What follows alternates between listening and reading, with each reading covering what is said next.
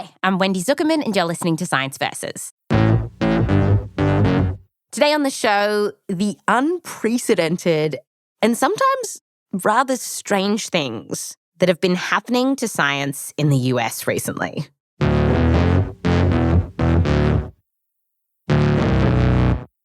Milkshakes bring all the boys to the yard, so they say. But recently, they've also been courting some controversy. Rose Rimler, senior producer at Science Versus, tell us about the milkshakes. Okay, so this all started a couple months ago. Researchers at the NIH, that's the National Institutes of Health, they published a study where they gave people ultra-processed milkshakes. So these are vanilla shakes. They were loaded with fat and sugar, like all milkshakes, but also emulsifiers and artificial flavorings, that kind of stuff. And then they put these people into PET scanners. PET scanners? They're scanning their brains? What did they want to know? They were testing out this idea that certain foods might be as addictive as drugs. So, you often hear people say that about sugar. Right. And it's also an idea that's out there about ultra-processed foods, that they might be addictive. So what the scientists at the NIH wanted to see was whether drinking a milkshake could cause someone's brain to send out a big whoosh of dopamine in the same way that you might see with addictive drugs, right? Like that happens with cocaine, for example. So was the milkshake bringing all the dopamine to the yard? Yeah, bringing all the dopamine to the yard. No. So as a rule, drinking the milkshake did not lead to a big rush of dopamine. Uh-huh. And that doesn't mean that ultra-processed food or sugar is considered healthy now, but it throws a little cold water on the idea that these foods are addictive in the same way that drugs are addictive. Right. But here's where the story takes a weird turn. And this is why I wanted to talk to you about it, Wendy, for this episode that we're doing now, which is not about milkshakes or ultra-processed food or sugar. No. So around the same time that this study came out, a reporter from the New York Times reached out to the researchers asking for an interview. So the lead scientist on this is a nutrition researcher named Kevin Hall. He's very famous in the world of nutrition. He's interviewed all the time. Okay. We've interviewed him here on Science Versus. And I reached out to him again recently about all this. We talked over email. So the protocol that he follows before these interviews is he reaches out to his overlords at the NIH to let them know about the request and that he wants to do the interview. But this time, for the first time, according to Kevin, the NIH said no. They denied his request. He also says that they quashed a press release that was going to come out about the study. So it seemed to him that the NIH didn't want to publicize the study at all. Eventually they agreed to let him answer some written questions from the Times reporter, but then they reviewed his answers and they changed them. Kevin says that their changes kind of downplayed the results. So he interpreted this to mean that the powers that be at the NIH didn't like this finding that milkshakes are not necessarily addictive. Kind of wanted to bury it a little bit. Why would they care this much about a milkshake study? I know, it's like they got a lot on their plate right now. Why does it matter that much? Yeah, it's not like there's none like deep milkshake throat, like being met in the parking garage, handing over government secrets. It seems very weird. Because usually when the government has some issue with some research, it's like there's corruption with industry pressure. There's like a government screw up that's trying to get covered over. Right. This one doesn't appear to make any sense until you start to pay attention to what the current Secretary of Health and Human Services, Robert F. Kennedy Jr., has been saying recently about ultra-processed food and sugar. And sugar is poison, and Americans need to know that. Uh-huh. This is a big talking point for Kennedy's Make America Healthy Again platform. Here he is talking about sugar at a press briefing recently. Oh, it's as addictive as crack. And our children are addicted to it from when they're little kids. So Kevin's findings are rather inconvenient to this story that they're pushing.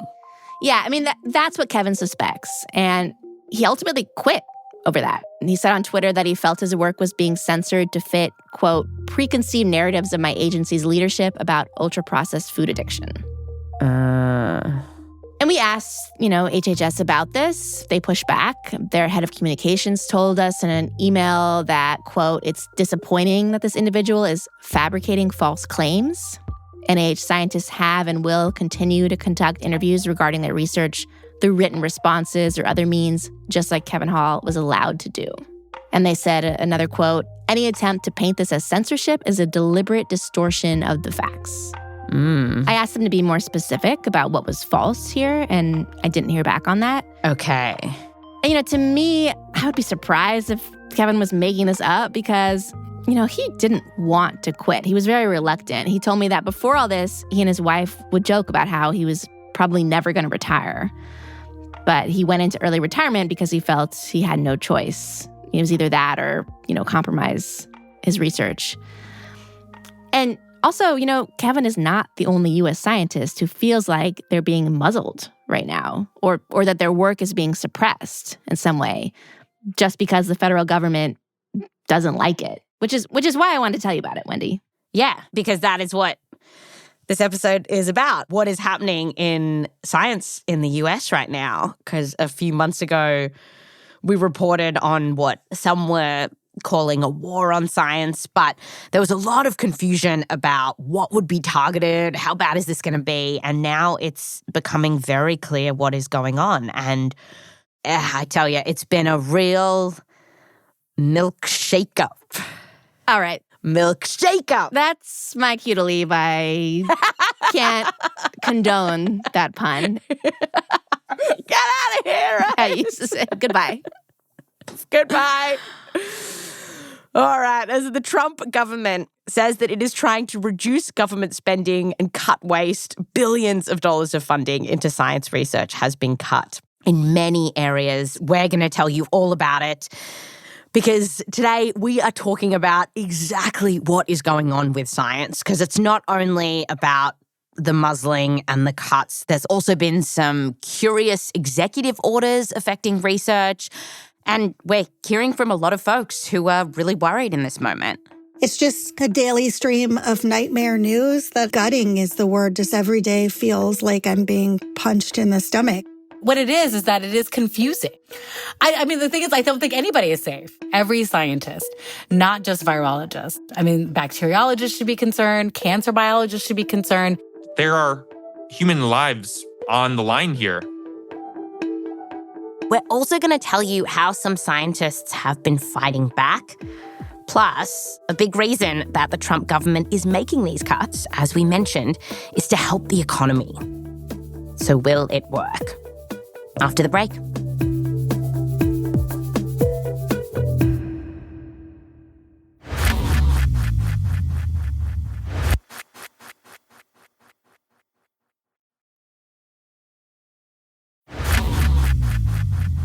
Welcome back. Today on the show, what's happening with science in the US.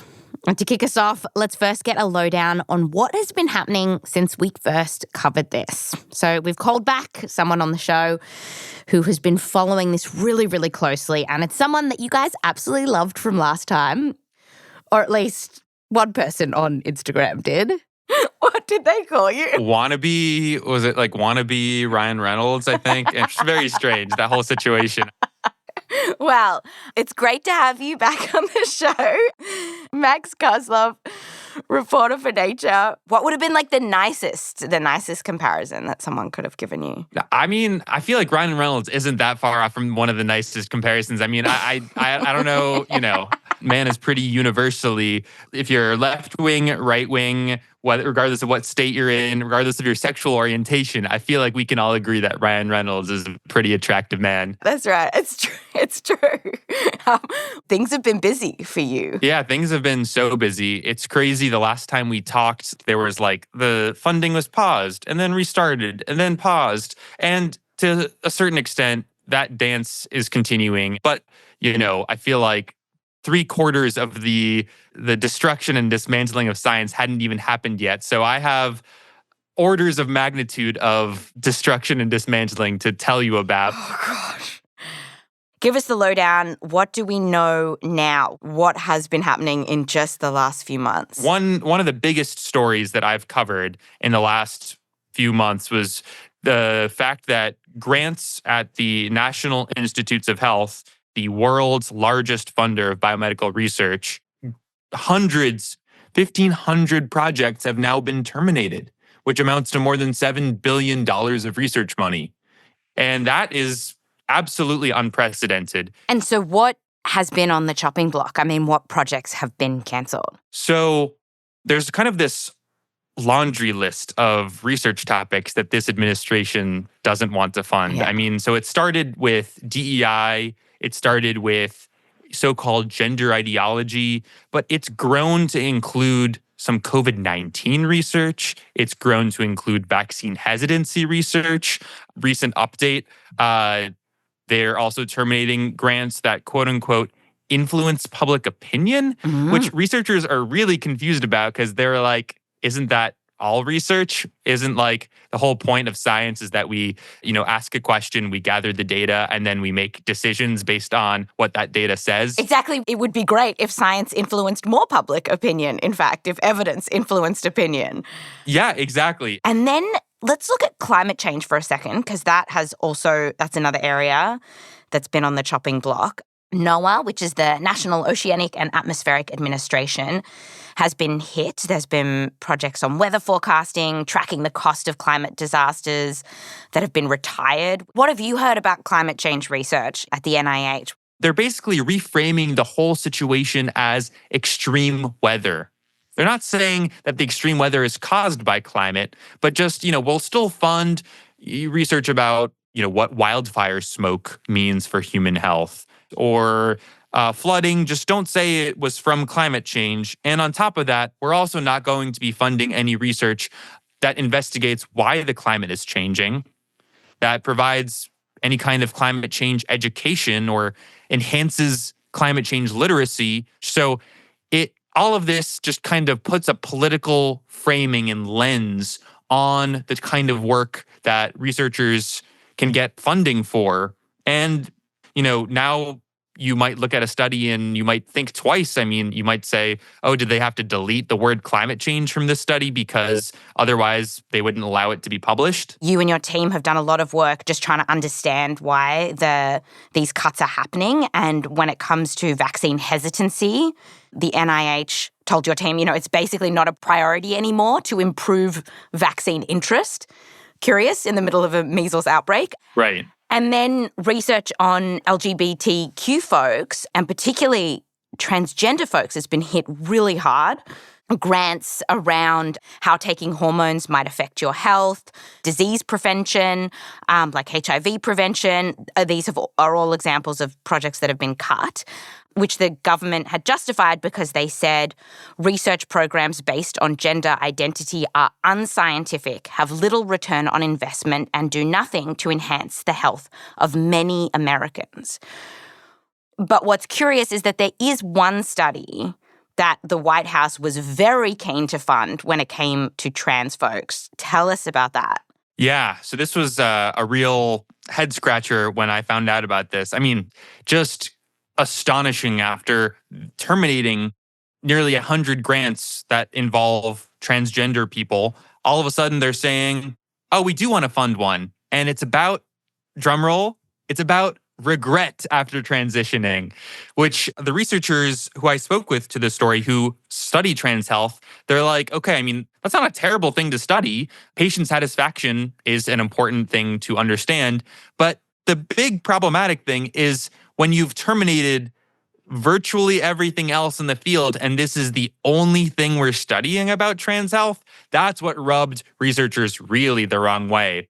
And I talked with people who were at the agency for decades, and they say, look, every administration comes in and they're like, okay, for example, President Biden, he wanted more research on cancer, especially with the experience of his late son.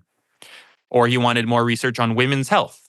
It's another thing to go in and say, we want research only about this one specific question. It is astonishing because if you're genuinely in a place where you don't want to be funding trans research because it's the minority of the population, many Americans are not trans, but then when we look at the research we do have, maybe out of those who regret surgery, for example, who have done surgery, it's maybe 1% of trans folks will regret it. And that's important to know. But it's a minority of a minority. Yeah. By the way, we also reached out to the NIH about these cuts, and they told us that the, quote, NIH is taking action to terminate research funding that is not aligned with NIH and HHS priorities.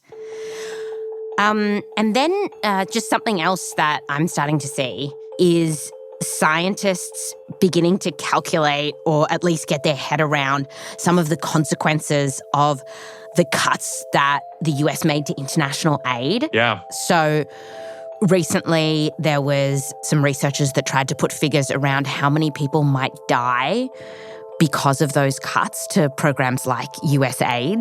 So what these researchers estimated is if they just looked at the expected increased cases of HIV, tuberculosis, and deaths from unplanned pregnancies, so from unsafe births, unsafe abortions, they predict that around 25 million people could die in the next 15 years if the US pulled back all of its global health funding.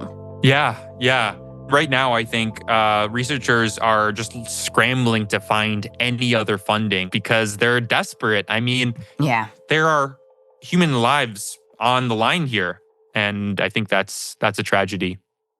And on that point, I should say that this has been on the US for a long time now, and the whole world has been used to that.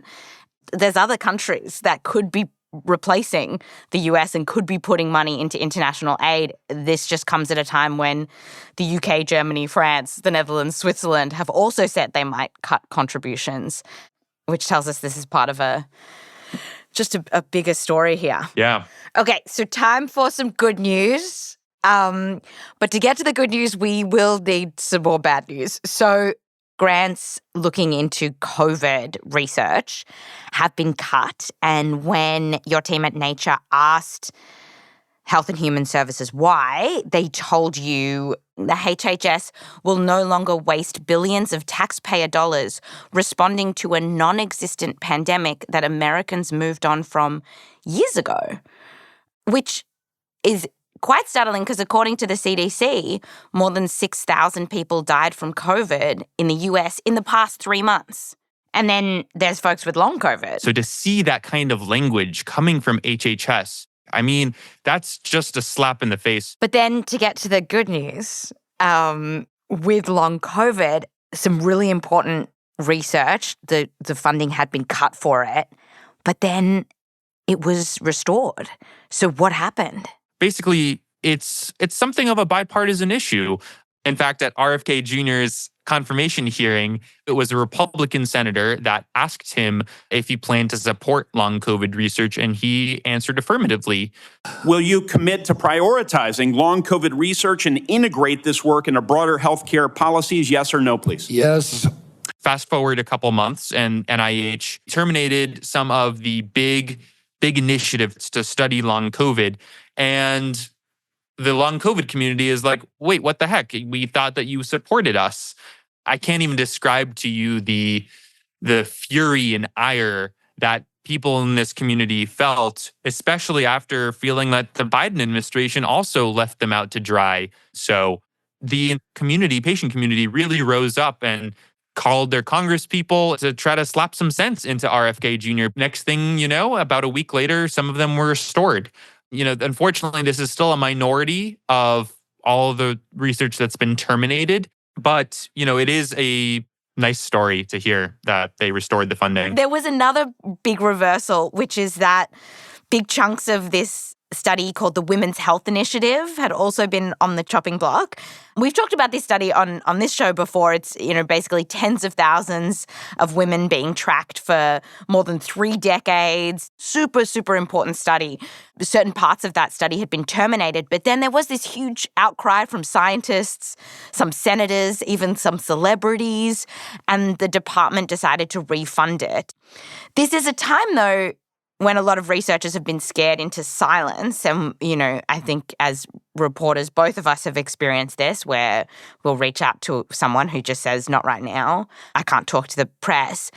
But do you think this actually tells us that your best chance of getting research is to speak up in this moment, as hard as that might be? Absolutely. I mean, there are so many cases where They quietly pull funding, and I think they're hoping that it stays that way. They want to capitalize on this culture of fear they've created. They know that people are scared right now, and they don't want to speak out because maybe the government will pull other funding or they'll come after your institution. And so the more that this can stay in the public's eye, that's what really the administration is very sensitive to. And after they saw the outcry of the Women's Health Initiative funding being pulled, that's when they decided to reinstate it. And I think for some scientists, they might be feeling like, hey, I didn't sign up for this, to be running these campaigns to try and get my funding back. In fact, we talked about this a little bit with Seema Lakdawala, who's a virologist at Emory. If it's a war, maybe scientists don't know we're supposed to be fighting. Scientists like to ask questions and tinker in the lab and do science. That's why we pick up a pipette. Which is, I guess, why it's such an easy target. You pick the nerds, Yeah. Well, I will say, yeah, the nerds can pack a punch too. And nerds are fighting back with lawsuits too. So just this week, a bunch of researchers and physicians sued the NIH and the Department of Health and Human Services over the cuts to grants for LGBTQ research. After the break, a controversial executive order. Some say it could stop critical research in its tracks, but others reckon that it just might save us from a new pandemic. Plus, will all these cuts boost the economy? Coming up.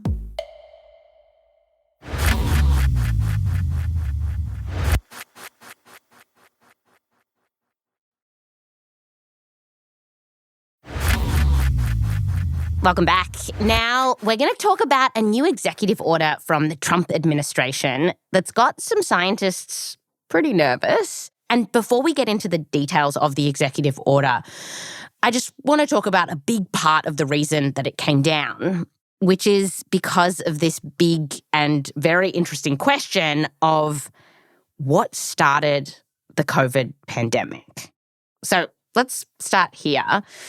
Now, the truth is that we don't know exactly where the virus came from before it showed up in humans. But the best scientific thinking and what most virologists and epidemiologists think happened is that the virus came to us naturally through animals. And we're getting more and more evidence on this. Despite that, President Trump and others have long theorized that COVID-19 started from a lab leak in China. Here's Nature reporter Max Kozlov again. And there's not a whole lot of scientific evidence behind those claims. They're very tempting to believe because they're so weighty and so hefty, but there's not actually a lot of evidence beyond, wouldn't it be convenient that if... Have you gone to covid.gov recently? Oh, yes, I have. It's quite an experience. COVID.gov used to be a sort of great place to get factual, very 101 information on COVID, what it is, how it spreads, how you can protect yourself. And now if you go there, what will you see, Max? You want to describe this? I'm looking at it right now. I'm looking at Donald Trump's, he has a body shot. It's I don't even know. It's like a reality TV show, but basically it just says, that definitively the origin of COVID was in a lab. Yeah, and I do want to emphasize that a lot of the information on here right now it's just truly misinformation. But it is already impacting how research, and specifically research on microbes and viruses, happen. And that's because this idea that the COVID virus leaked out of a lab is part of the explanation for this new executive order that came out just a couple of weeks ago. And what it does is it's putting a pause on what the administration is calling dangerous gain-of-function research. So think if you take a virus or a bacteria and you tweak it in a way that might make it more deadly or contagious.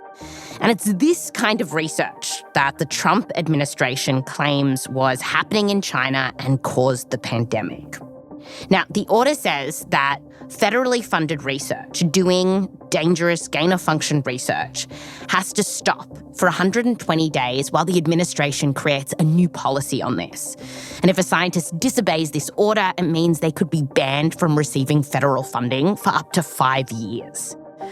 So halting dangerous gain-of-function research, that might seem like a good idea, but Seema, the virologist from Emory University, along with other virologists, are saying that the wording of this order is so vague that they're worried a bunch of really important research is going to be affected here. I think it's all about, like, what are we defining as dangerous gain-of-function research? This is where I think everyone's like, wait, what does that mean? Does that mean studying antibiotic resistance when, for treatment of even things like cancer, right? Viruses that are used to treat head and neck cancers that could be caught up in this. Yeah, so scientists tweak viruses and bacteria for all kinds of reasons, to help us understand the risks of bird flu, for example, or to study superbugs. There's even cancer research that alters viruses so that they attack tumors, which is very cool. But Seema's wondering, is all of that work going to be affected here? Does all of that work now have to be on pause? We just don't know. And for Seema, what's a little frustrating here is that there's already a bunch of rules around how scientists do this kind of work. Even before Trump got in, the Biden administration introduced a new policy that added more scrutiny to this kind of research. Here's Seema again, talking with our editor Blythe Terrell. What it is that it is confusing because we have regulations in place. We routinely get inspected every year. Yeah, so it's not as though this order is coming down into something that is the equivalent of the Wild West. It's like, finally, regulations. No, exactly. Absolutely. This is why it's confusing. We're like, well, what does this mean on top of everything else that already exists? So it's fixing something that's not necessarily broken. That's right. Hopefully, we'll know more about what research is going to be affected when the new government policy comes out. And we did ask the Trump administration about some of the concerns here and didn't hear back. Here's Max again. So I think the devil will be in the details. If it's interpreted really broadly, that's definitely going to add even more uncertainty to already a very uncertain time. So finally, I want to go back to the cuts to grants and jobs in science to talk about the government's reasoning here, why they're doing this. I mean, the US has got a national debt of around $36 trillion. And the Trump administration says a big reason for these cuts is that they want to stop government waste and help the economy. So will it work? That's a great question. Thanks, Professor Andrew Fieldhouse, who's an economist at Texas A&M. And Andrew told me that for decades, since World War II really, there's been this idea that when the government invests in basic science, like how the body works or how atoms work, that gives us knowledge, which can potentially be used to help the economy. Knowledge that is gained from one thing, like developing an atomic weapon, then has other uses like civilian nuclear power. Or the Apollo space program is what Elon Musk's SpaceX and Blue Origins are riding on. So, investing in rockets and space science decades ago ended up launching the current space economy, which the US government recently said adds more than $130 billion to the economy. Another example, the US government invests in understanding the basic biology of viruses, like coronaviruses. And it literally spends millions of dollars into mRNA vaccine technology that might have never worked. But then 2019 rolls around. Our experience with the COVID pandemic would have been so much worse without decades of investment in basic and applied science. All right, millions and millions of people didn't die because we were able to develop mRNA vaccines in 9 months. If you think of the economic costs of shutting down the U.S. economy early on during the COVID pandemic, if you can invest in public health and epidemiology to prevent that, the economic rate of return on that is astronomical. So there are some obvious examples where investing in science has clear benefits for the economy. The internet is another classic example, which also started out through US government money. But at the same time, it's pretty easy to find some projects that the US government has funded recently and think, that's no Apollo space mission. Like, take this one. Smart is the New Sexy, a study about the mating behaviour of chickadees. Or another paper that's about cannibalistic tadpoles. Every now and then, a politician will find studies just like these and say, come on, science is having a laugh. This is a waste of taxpayer money. So we wanted to know, when you don't cherry pick the obvious examples where science has made bank, or the curious examples where it's not so obvious where the benefit might be, does investing in science really boost the economy? Luckily, Andrew and a colleague at the Federal Reserve Bank of Dallas finished a study that helps us answer this very question. They looked through more than 70 years of data and used regression models to see when the US government put money into non-defense research and development in the past. So think the NIH, the NSF, NASA. What happened? That is, the government puts in $1 of R&D funding. What comes out? More GDP. Yeah. The team found that for every dollar that the government spends on science, years down the line, the economy gets around $1.70. Oh, that's incredibly high. This is huge. It's crazy that we're not investing more. You're getting a really high rate of return on government R&D spending. It seems wild that Congress hasn't invested more in these areas. And it's not just Andrew's work that finds this. In fact, one nonpartisan think tank concluded that, quote, virtually every scholarly study examining the issue finds the same thing. Although the bang for your buck that you get from investing in science changes depending on the studies. Now, this isn't to say that every single research project is going to launch a new company for Elon Musk. But it does tell us that however we've been funding science, it is, to some extent, boosting the economy. It's also been estimated that for every dollar spent on the National Weather Service, which has also recently had budget cuts, we get back about $74. NOAA's budget is just under $7 billion, or at least it was. And the improvements it's made in predicting hurricanes has been estimated to save us about $5 billion every time there's a large hurricane. Andrew says that the numbers you see for investing in science are better than anything else the government could be doing, better than investing in infrastructure even. Which is why it's hard to understand the White House's proposed budget for next year. It would slash the National Science Foundation by more than 50% and the NIH's budget by 40%. Now, some folks say that without this government funding, things are actually going to get better because the private sector and the free market can now do more efficient research. Andrew says that he hears this kind of thing all the time. And this would be the argument that you could cut the NIH budget by 40%, and then the pharmaceutical industry is going to pick up all of that. Our research finds the opposite. Yeah. Andrew's research and others have found that public funding actually incentivizes private firms to invest a bit more in R&D, which is partly because all this basic science has found cool shit that then companies invest in. But the thing is, when the public funding goes away, the private sector doesn't come to the rescue. Companies are generally focused on investments that develop new products rather than exploratory basic science. And on top of that, you can't patent a lot of basic research because you're just working out how the body works or how the universe works. And you can't patent Uranus. Andrew told me that this idea that the private sector is going to foot the bill here, it's a fairy tale. We talked about it. Why would Big Pharma, with shareholders to look out for, invest in research, basic research that may or may not go anywhere? And if it does, you can't patent it. Right. It's highly unlikely.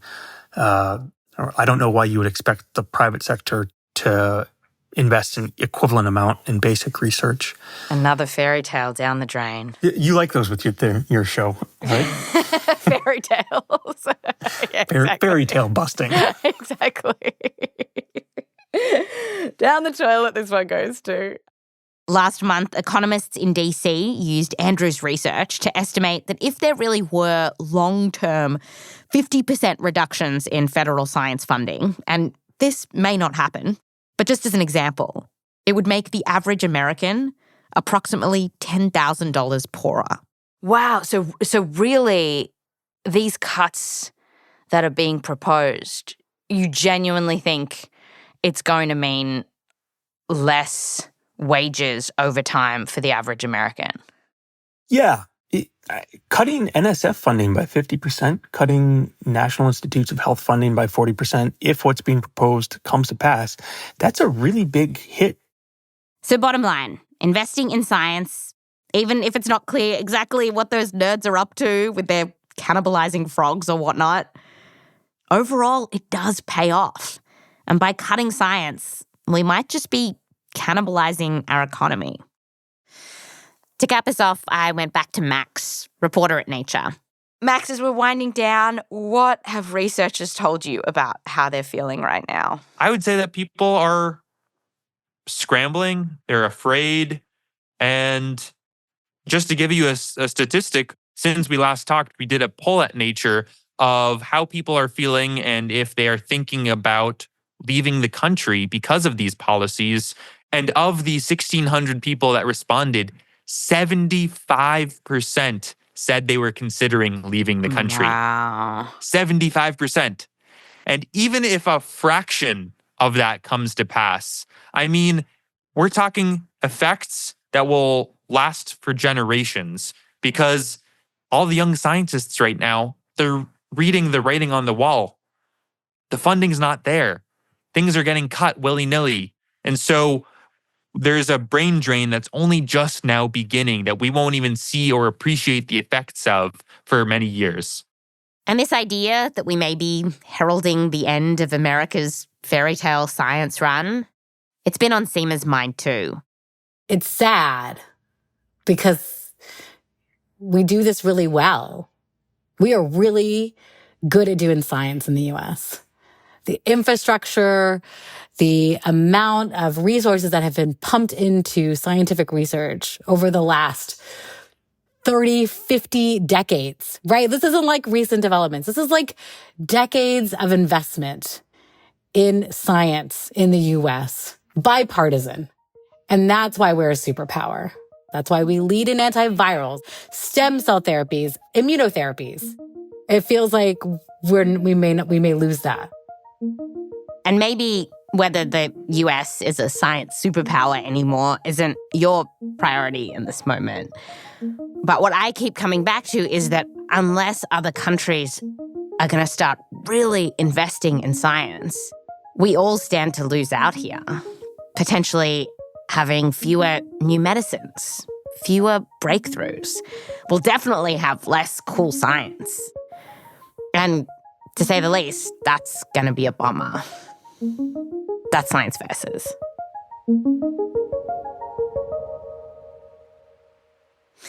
This episode has 91 citations in it. So if you want to read more about how science can help to boost the economy or anything that we've talked about on the show, you can go to the show notes and there's a link to the transcript. Also, if you want to follow Max's reporting, just go to nature.com/news. And I'd love to hear how you're feeling about science right now. You can tell us on Instagram, we're science_VS, and also on TikTok, I'm at Wendy Zukerman.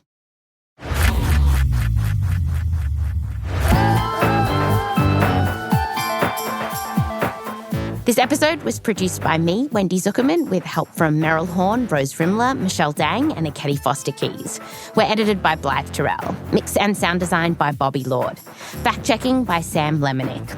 Music written by Emma Munger, Bumi Hidaka, Peter Leonard, Wiley and Bobby Lord. Thanks to Maya Golden-Krasner, Deputy Director at the Climate Law Institute at the Centre for Biological Diversity, who you heard at the start of the show, saying that this has just been a daily stream of nightmare news. Also, thank you to Dr Shaye Wolf. Special thanks to Lindsey, Cherner and Whitney Potter, also to the Zukerman family and Joseph Lavelle Wilson. Mum, I cut the second Uranus joke. You were probably right. It was too many Uranus jokes. Science Versus is a Spotify Studios original. Listen to us for free on Spotify or wherever you get your podcasts. And wherever you do listen to us, please give us a 5-star review if you like what we're doing. It helps other people find the show. And if you are listening on Spotify, follow us and tap the bell icon so you get notifications when new episodes come out. I'm Wendy Zukerman.